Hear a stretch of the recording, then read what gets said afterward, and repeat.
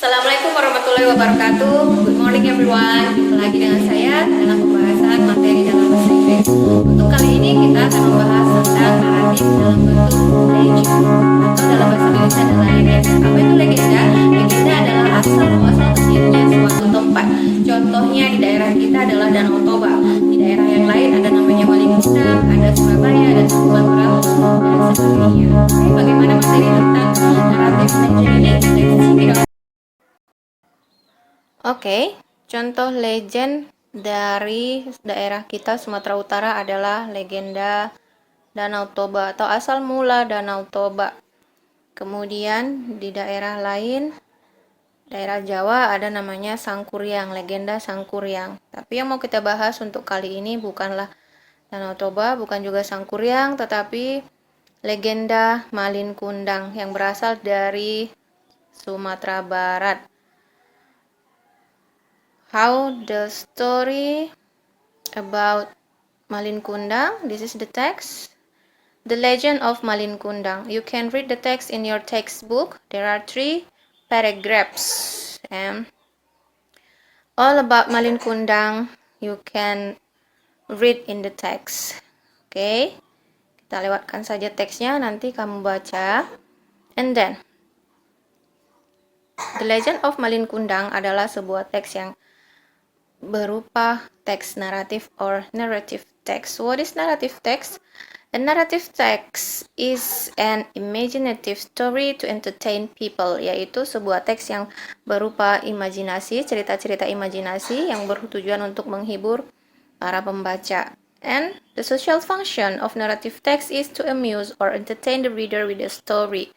Jadi tujuannya adalah untuk menghibur para pembaca dengan menyajikan cerita-cerita di dalamnya.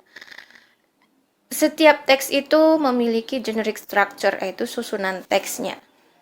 Ini sama juga dengan naratif di waktu semester 1. It's the same is narrative text in semester 1.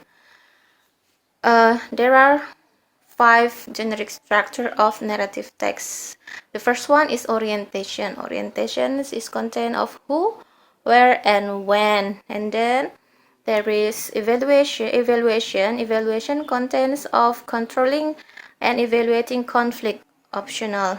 Ini boleh ada di dalam teks, boleh juga tidak ada. And the next is complication. The problems in the text, resolution, solusi for the problem, and the last is reorientation or coda. Coda consists of a moral lesson or moral advice from the story.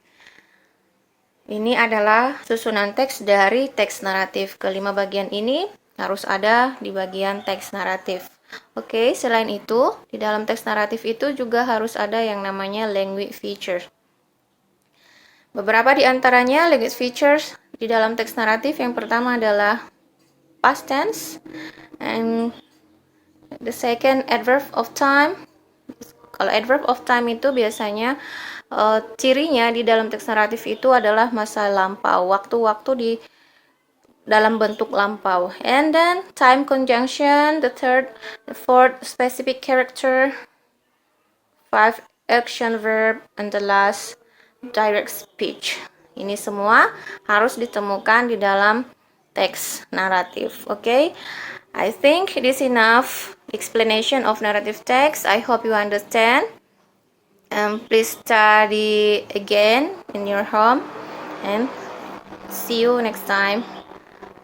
Assalamualaikum warahmatullahi wabarakatuh. Oke, demikianlah pembahasan kita tentang naratif teks dalam bentuk legend. Semoga bisa dipahami, and see you in the next video. Bye bye. Assalamualaikum warahmatullahi wabarakatuh.